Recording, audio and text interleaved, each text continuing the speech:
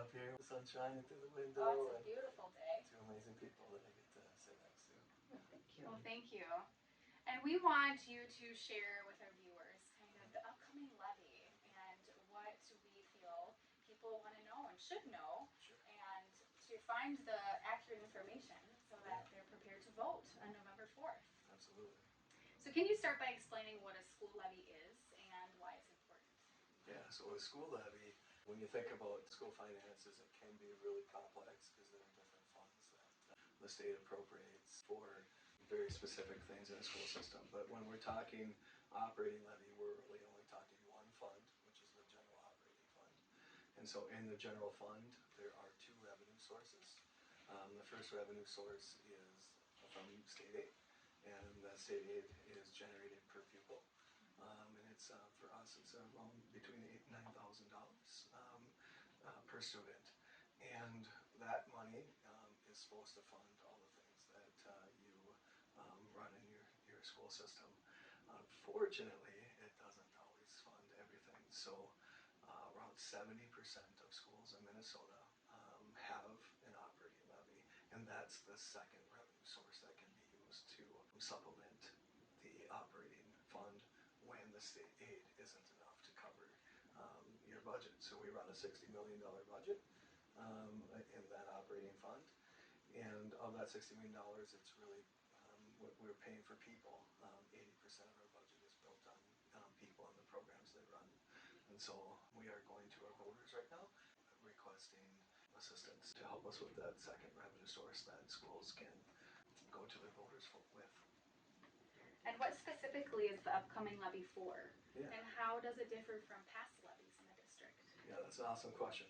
I think it's important to know that this specific levy, it goes for people and the programs that we have currently. And so we are in a good spot. We have class sizes in the elementary that are around 20 in kindergarten, and then they start, creeping up to the mid and high 20s as you get towards 5th grade. And then with secondary classes, we're in the high 20s to low 30s. And so we're trying to maintain that. We're trying to maintain our activity fees at $275 per activity. We're trying to maintain all the programs that we're really proud of and what we have been building here the last 4 years. We have went for two other operating levies, and they both failed. So both in 2020 and 2021. And I just want to make sure I get the proposals correct. So in 2020, we went to the voters with a $5.8 million proposal.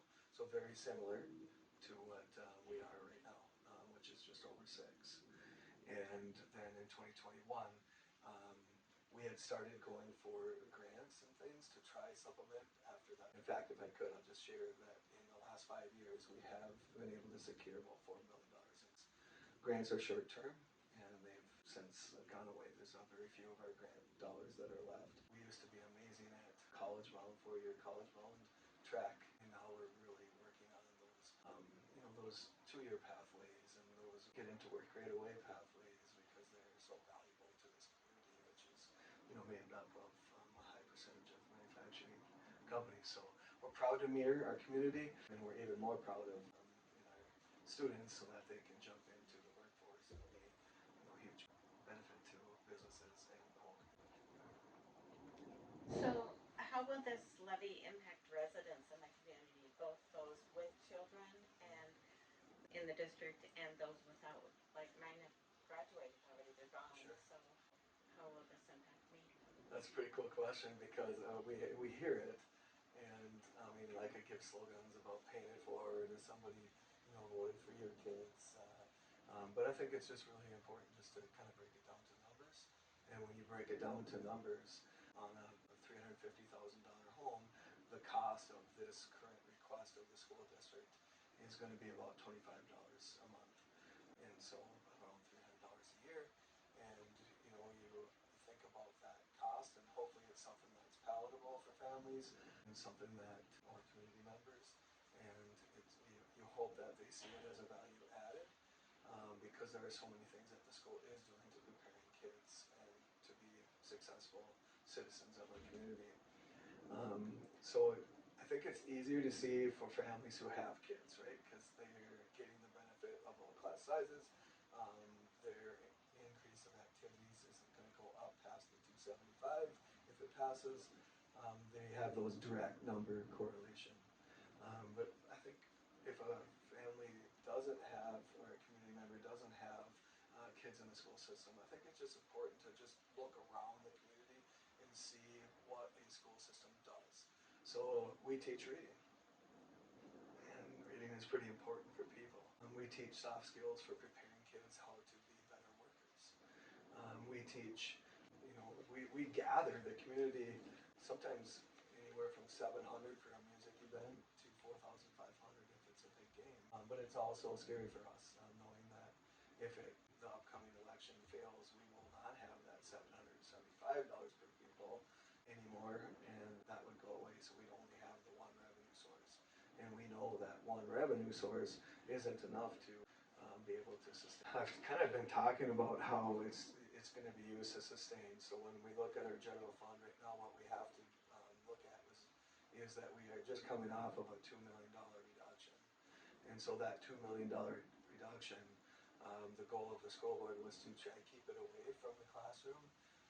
But as we went through that practice, I think we did a decent job. There were a few places that we just couldn't stay away from. When you're trying to cut $2 million, that's a lot of money. But in this particular upcoming election, a failed operating levy means that we don't have any more soft spots to cut. We will be cutting people. 80% of our budget is people. 80% of this operating budget is people. And so we'll be reducing a lot of the programs that maybe we've come to love.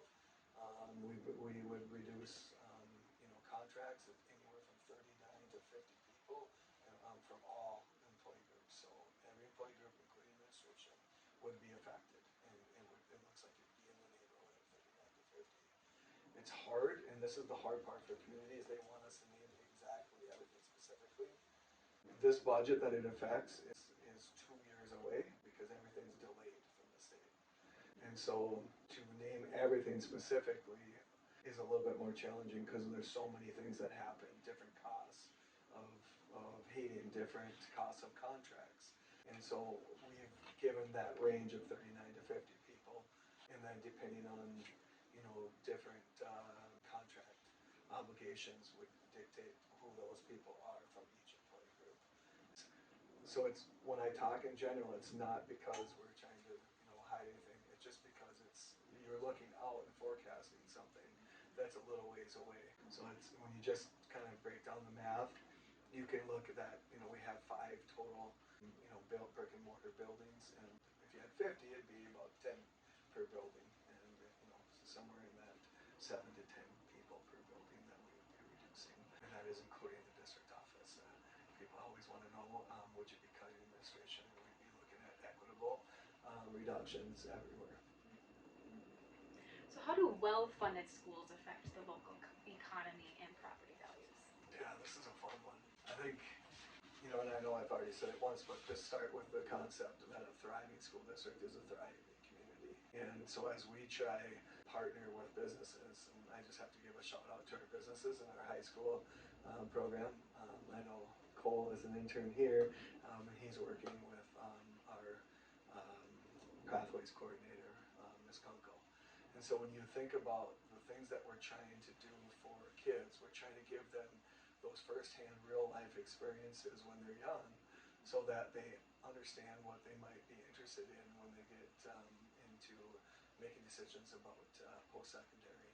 And we think that those are really valuable because they're going to give kids free opportunities. They don't have to pay for it to see if they like something. And then it's also building leadership, being accountable to your employer. And we're really proud of those apprenticeships. We are in so many different partnerships, so I can't say thank you enough for those opportunities for kids. But then on the backside, once kids graduate, like I said, they have a little bit of knowledge to make good decisions. And we really recognize that our community has some wonderful opportunities just to jump into the workforce too. And not everything is a 4-year college-bound student everywhere. There are different pathways for kids that they can be be highly successful people, highly successful members of a workforce, highly members of a family, highly effective members of community service organizations, and that's what we're trying to do. Is we're trying to partner with businesses so that we're thriving, and then also then on the backside of that, hopefully we've developed quality workforce and quality people together. To add to that, I was at a speaking engagement of yours maybe a month ago. We hosted a coffee with Eric here at the chamber office in the morning. And you were speaking about how new businesses do research, or families looking for housing do research. And one of the one things they're researching is the school district and where to build their business, where to raise their family. Can you speak to that a little bit? I think that would be important in this question too. Yeah, absolutely. Like, that switch has been happening. I want to say, just knowing our district as well as I do, I've been here 21 years. When I was a principal in the district, people started coming in the summer and they wanted tours. They asked questions about the relationships. They asked questions about activities that you offer. They asked questions about academic programs, both enrichment and students who might need some intervention. So people are interested because they want the needs of their child met. So we have highly successful special education programs.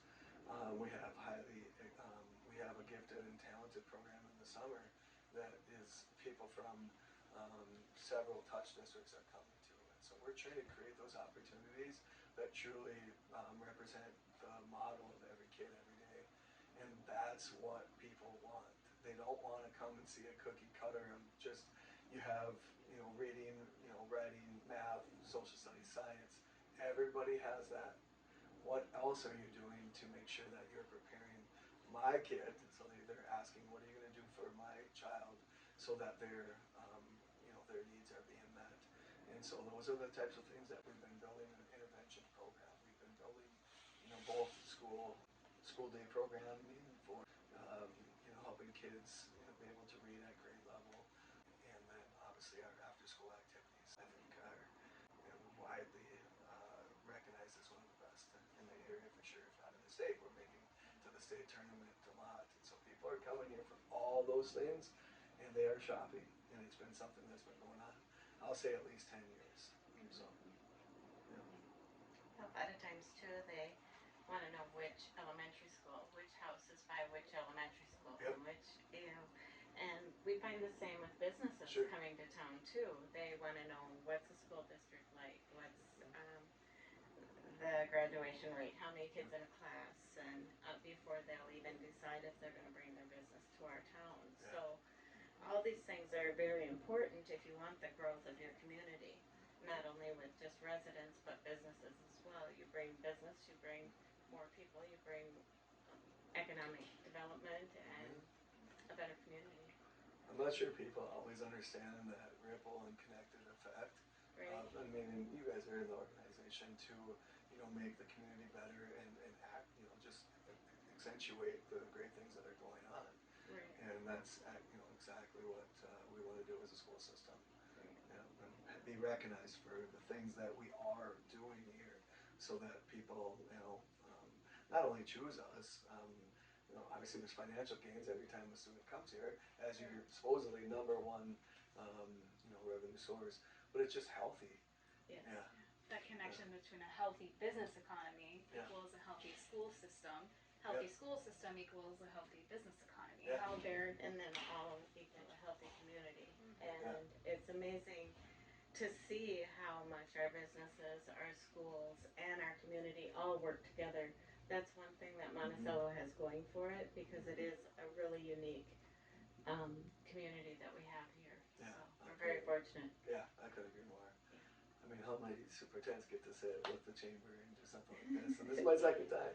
Yeah. So I feel very blessed to Well, be you able get to have a third time. I get to have a third time. Third time coming up. That's right. We'll plug that one right here. It's on October 30th. Kitty corner the chamber office in Suite C from noon to 1. Eric will be here talking about all things School Levy 101, what you should know about it. So that's on October 30th at noon. Registration is on our chamber website, or if you have more questions, feel free to call us and we can help you get registered. And we have another one too. So 4 times. Yeah, on October 22nd, we are bringing in the candidates for the Senate race. But before that, we're going to have Eric with us over at the Community Center for a candidate forum at 6 p.m. to answer any questions the community has.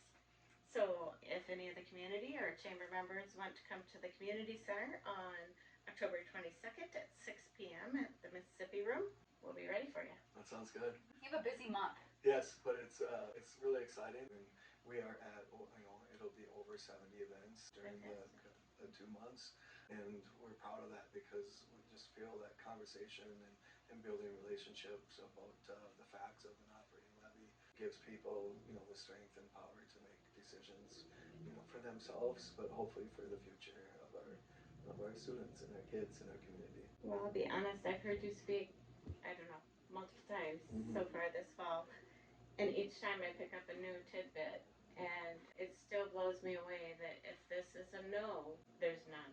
What you're currently getting is gone too, and that's not okay, but it is what it is, and so hopefully we can get that message out there because to go from 700 to 0 is quite a big drop in miles per hour.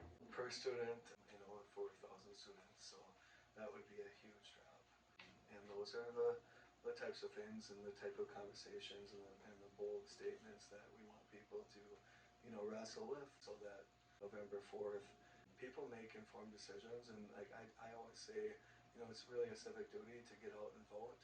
And that's why we feel really proud of all the different engagements and the conversations that we're having, because hopefully it leads to people understanding it more deeply and making a choice that was right for them. Well, is there anything else you'd like the community to know about the importance of this levy or the future of the school district? What else can you share with us? Yeah, I just always like to, speak from the heart, speak candid, but we're really proud of all the things that we have done. And so, like what I've said some generalities. We're really proud that, that we've just added an agriculture program. We are really proud that we have certified nursing program. We're very proud that we just made a welding shop up to industry standard.